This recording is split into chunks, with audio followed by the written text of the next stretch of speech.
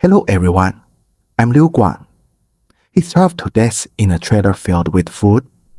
There were enough canned goods to last a year right beside him, but he didn't open a single one. February 24th, 1978. Chico, California. Night fell. The street lights flickered on one by one. 5 young men gathered by the basketball court. Their families affectionately called them the boys. Jack Madruga, 30 years old, was the team driver. He loved his bright blue Mercury Montego. He washed it every week and never let anyone else touch it. Bill Sterling, 29, always had the brightest smile. He liked telling jokes and making everyone happy. Ted Weiher, 32, loved snacks the most. He always had candy and cookies in his pockets. Jack Huett, 24, ran the fastest. On the court, he moved like the wind.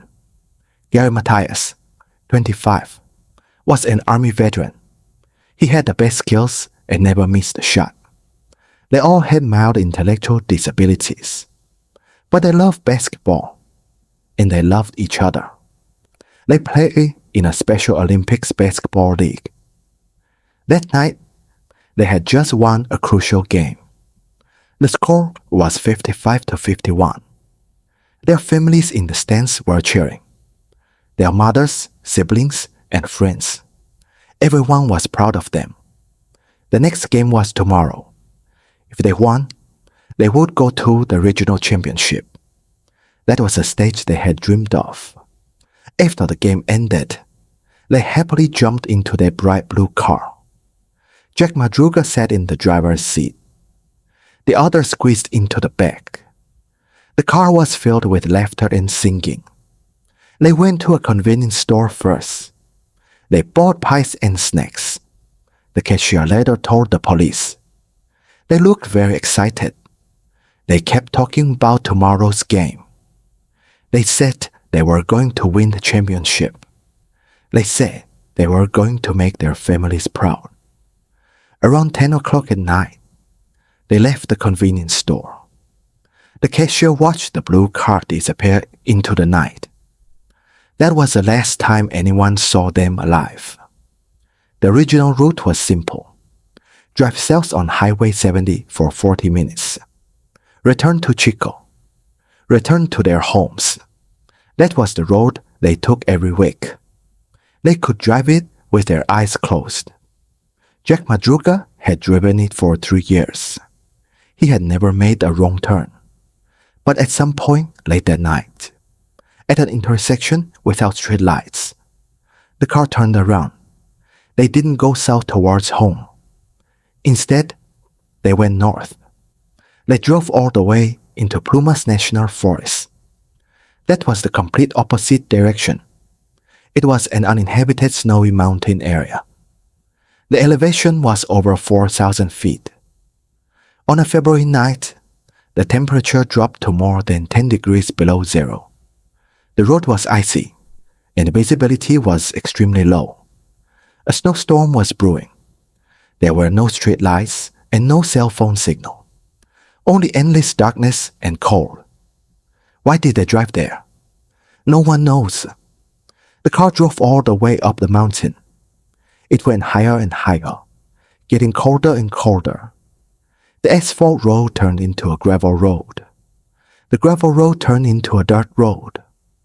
Finally, they drove onto an abandoned forest trail. That road hadn't been used by anyone for over 10 years. The surface was full of potholes, and dense woods lined both sides. Tree branches hung down, scraping the roof of the car. 4 days later, on February 28th, a forest ranger found the car during a routine patrol. The car was parked at the end of the forest trail.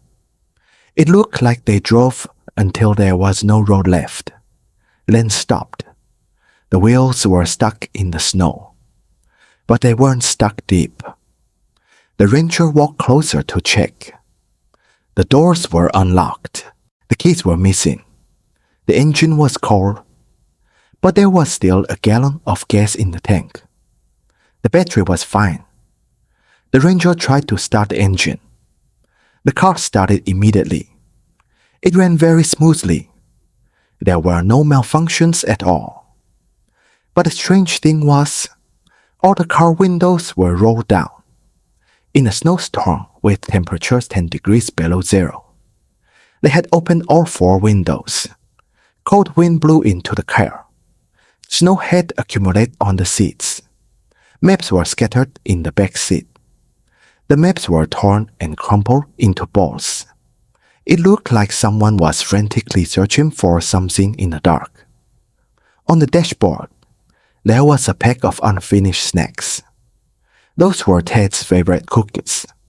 Only half were eaten. The glove compartment was open.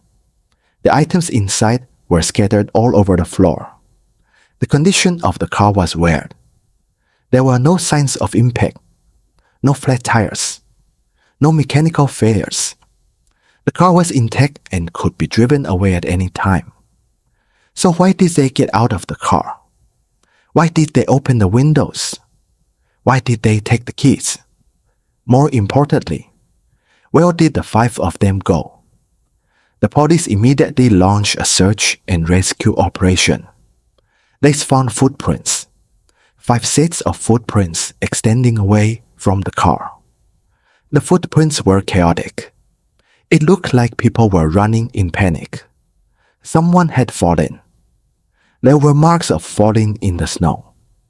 The footprints went all the way deeper into the forest.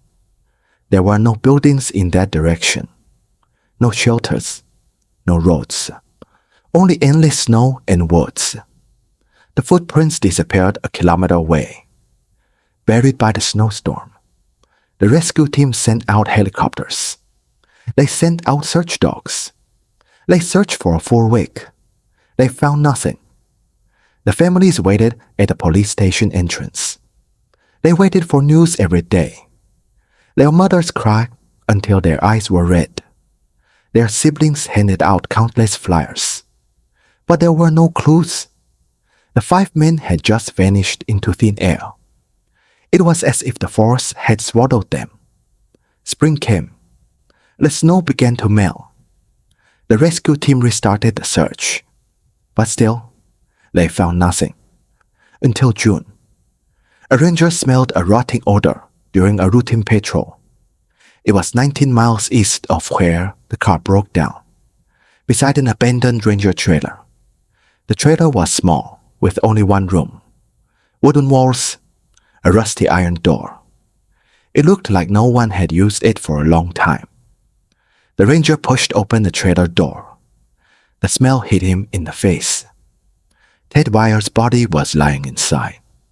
He was lying on a simple bed, wrapped tightly in a sheet from head to toe, wrapped airtight, as if trying desperately to keep the last bit of body heat, or as if hiding from something. His feet were severely frostbitten and gangrenous. The body was highly decomposed. The autopsy report showed the cause of death was starvation and hypothermia. When he died, his weight had dropped from 200 pounds to 110 pounds. He was skin and bones. His beard had grown very long, and his hair was messy. His fingernails were long and dirty. The coroner estimated he lived in this trailer for at least 8 to 13 weeks, nearly 3 months. He was alone in this closed space, slowly starving to death, slowly freezing to death. But what really made the police's skin crawl was not the body itself, but the environment inside the trailer. This was a Forest Service supply depot. The cabinet had been opened. It was stuffed with sea rations, canned fruit, canned meat, canned soup, dried food, cookies, chocolate. This food was enough to feed adult men for a whole year, right within reach of Ted's body. The cabinet was open. Several cans of fruit were right in the front. Canned peaches. Those were Ted's favorite. He could have eaten them just by opening them, but he didn't touch them. Not a single can. The police carefully checked every can. There were no signs of any being opened. The seals were all intact. There was a can opener in the corner of the trailer. It was right on the table. But he didn't use it. Even stranger, there was a huge propane tank outside the trailer. Orange, as tall as a person. It was full. The line connecting to the trailer's heating system was intact. Just by turning a valve, there would be heat in the trailer. The whole space would warm up. But that valve was never turned. It was covered in dust. There were no signs of it being touched. Beside Ted's body, there was a box of matches, and a stack of newspapers, and a pile of wood. There was even a small stove in the trailer. He could have built a fire for warmth. He could have cooked something to eat. But he did nothing. The stove was cold. There wasn't even a speck of ash inside. He just lay there in the darkness. In the freezing cold below zero. Beside food there was within reach. Starving to death. Freezing to death. This was not an accident. This was not incompetence. This was fear. Extreme, utter, overwhelming fear. What was he hiding from? The police continued searching. Within a few miles of the trailer, they found the remains of the others. Bill Sterling's body was found 3 miles north of the trailer. He had collapsed under a tree. He was wearing only a thin jacket. No coat, no gloves. He died of hypothermia. His face was buried in the snow, as if he had been walking and just fell, and never got up again. Jack Huett's remains were even further away. When found, only a backbone and skull fragments remained. He had been scavenged by wild animals. His clothes were scattered around the remains. It looked like he tried to take off his clothes before he died. That is a typical symptom of hypothermia.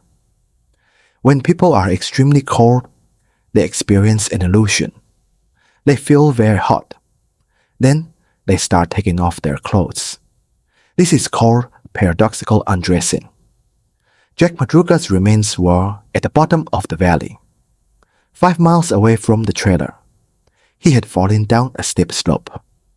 There was obvious trauma to his skull, but it was impossible to tell if it was from the fall or an attack.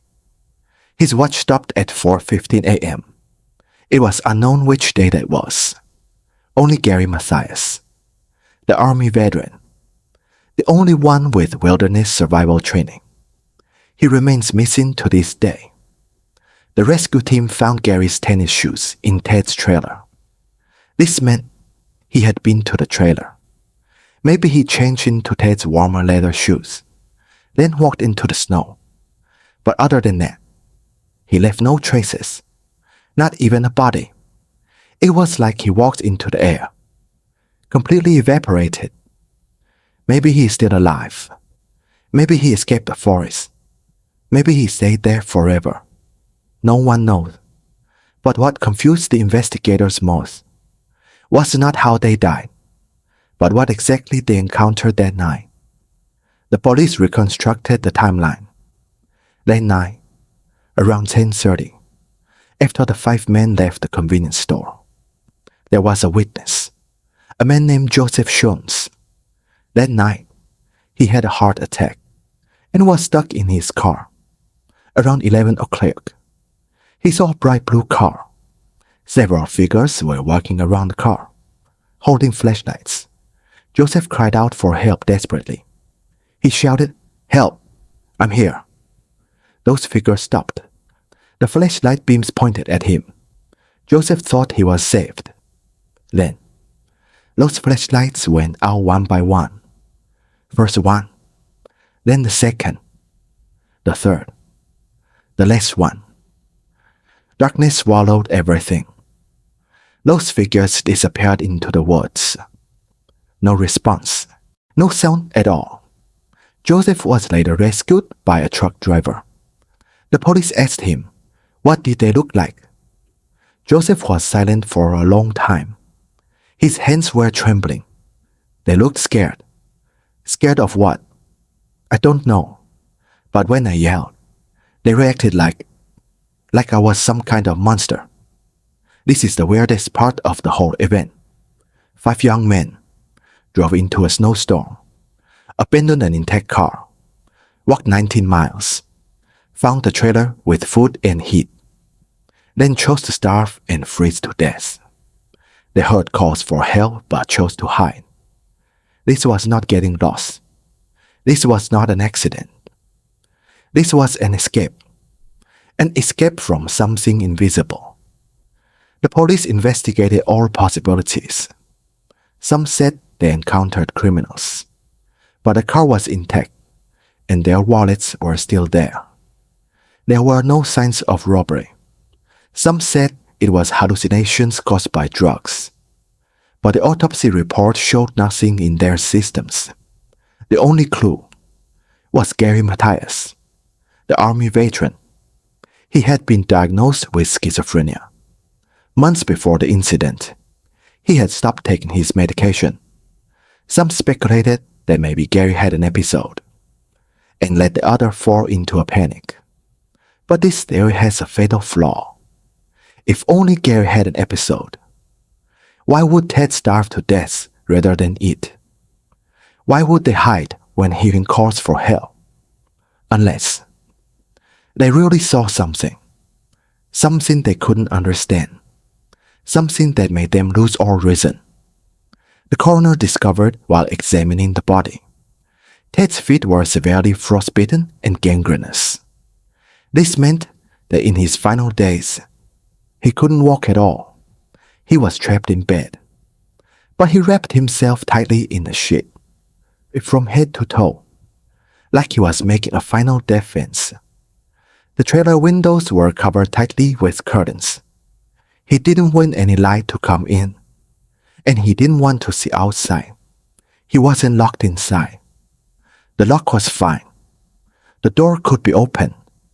But in his mind, maybe something was standing outside the door, making him too afraid to take a step out until death. This case was eventually listed as an unsolved mystery. No murder, no motive, no answer. Only one question. That night, what exactly did they see? Some investigators later went to that forest. They said it was abnormally quiet there. No birds singing, no animal sounds, only the wind. It's like something is watching you, from the darkness, quietly watching you. I'm Liu Guan. If you enjoyed this story, please like and subscribe. You can share your thoughts in the comments. Thank you for listening. I'll see you tomorrow.